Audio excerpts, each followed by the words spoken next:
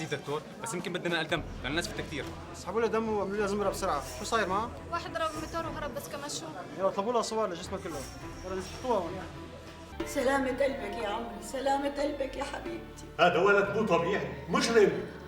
لك ما قلت لك انه ازعل انا فاجي. المهم انه مسكوه. شو مسكوه؟ الضابط قال لي بحياته ما رح يطلع من السجن. واذا طلع حيلاقيني مستنيه. اي والله لو بايدي لاعدمه. اتصل فيكم فؤاد؟ ولا سمعنا صوته. لانه اليوم وعدته انه يجي ابوه ويشوف بابا، مشان اتصل فيه واجل الموعد عبال ما اطلع من المستشفى واتحسن. الله لا يوفق اولادي للحرام. اعطيني هالموبايل ماما، خليني اتصل فيه.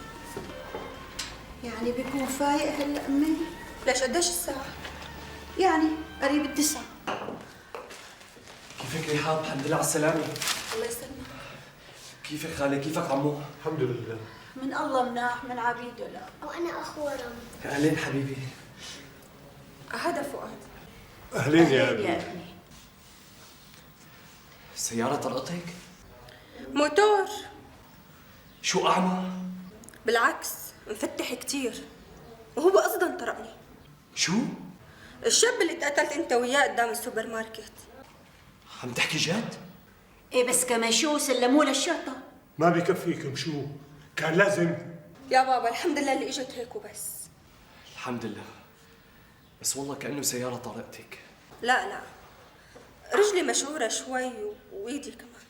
وكتفك. ردة خفيفة. ما سمعت شو قال الدكتور؟ يخرب بيته شو مجرم. ايه والله يا ابني مجرم. عمو أنا آسف إنه عم نتعرف بهيك ظرف. نصيبة يا ابني. ومكتوب عليها هالشيء.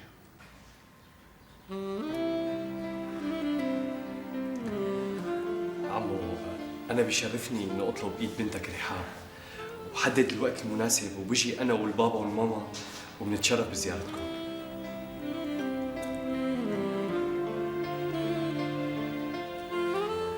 مو لتقوم بالسلامة يا ابني.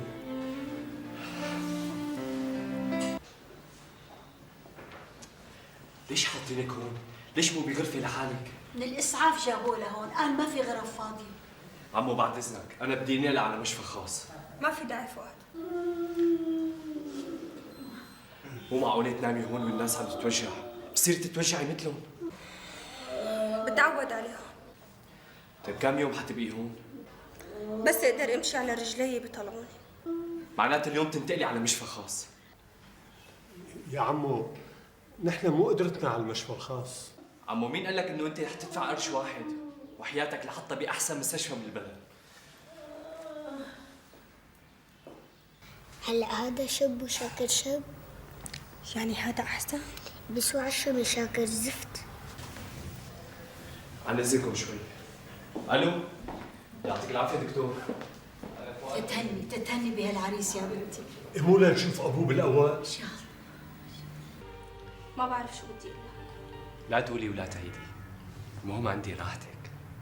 كتر خيرك يا ابني. هذا اقل من واجبي. بنتك غاليه وانت اغلى غالي. بس بدك رايي؟ انا بشوف انك تروحي على البيت وترتاحي.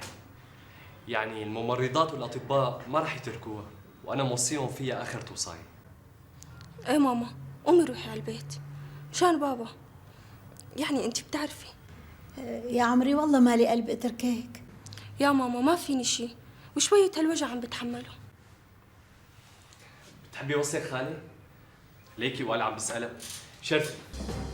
سلامتك ريحان، سلامتك. خير شو صاير معها؟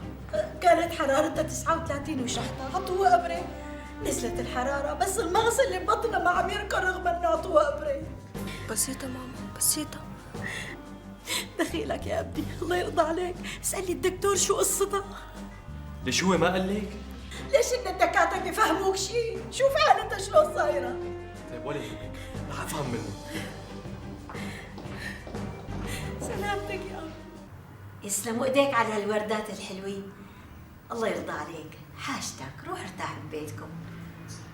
ما بروح لاطمن عليها. صدقني صرت منيحة. مو انت اللي بتقرري اذا صرتي منيحه ولا لا. ابتهاج؟ لا شو ابتهاج؟ ابتهاج حلقت لها من زمان. هذا رفيقي ياسر، بما انه بيلعب كثير فما في داعي احكي معه. مين ابتهاج؟ هي الخدامة تبعنا، بس نحن قلعناها من الشغل لأنه طلعت حرامية.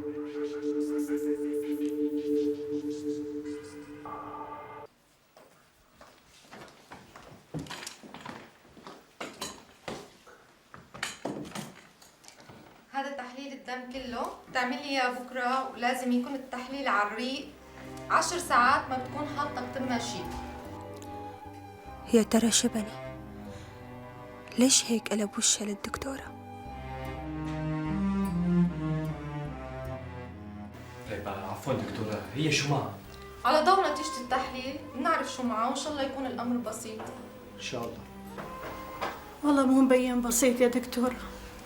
ليه غير كتر التحاليل خالي؟ انا بس بدي اطمن انه ما عندها شيء زايد او ناقص. وانا بفضل يا سيد فؤاد تحلل بالمخبر اللي كتبت لك اسمه، لانه جايب اجهزه جديده واحتمال الخطا 1%. هلا بتسمحوا لي؟ الله معك. الله معك. شكرا لك دكتورة.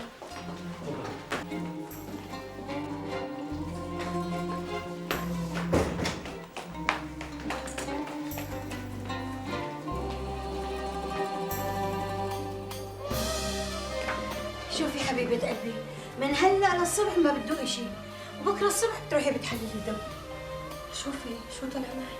ما معك شيء، ما في داعي للخوف. هي التحاليل ضرورية مشان نطمن الدكتورة. وأنا بكرة الصبح بمر لعندك مشان أخذك على المخبر. سلامتك يا أختي. سلامتك ريحان. يلا عن إذنك خالي. الله معك يا ابني، غلبناك معنا. هلا لو سمحت نتيجة التحليل.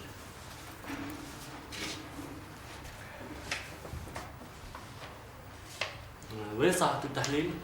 صاحبة التحليل بالبيت مرضانة. أنا آسف بس نضطر نحللها مرة تانية. ليش خير؟ شو السبب؟ الخطأ من عنا ونحن آسفين. يعني بدكم تسحبوا لها دم مرة تانية؟ للأسف ما عنا غير الأسف، والتحليل الثاني مجاني لأن الخطأ من عنا. مو قصة مجاني، بس القصة إنه بتخاف من سحب الدم. بدها تتحملنا، ويا ريت تمر بكرة الصبح وما تكون آكلة شيء قبل 10 ساعات. طيب ما بيمشي الحال تسحبوا لي دم بدالها؟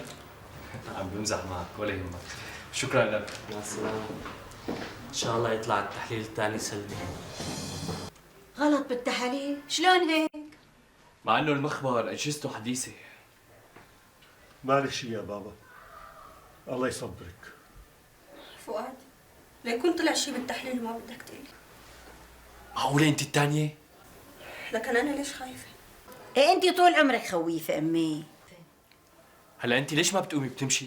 إذا بدك تضلي بالتخت رح تتعبي أكثر. مالي حيل لا أقوم ولا أمشي. يا رب ما يطلع معي شيء بالتحاليل.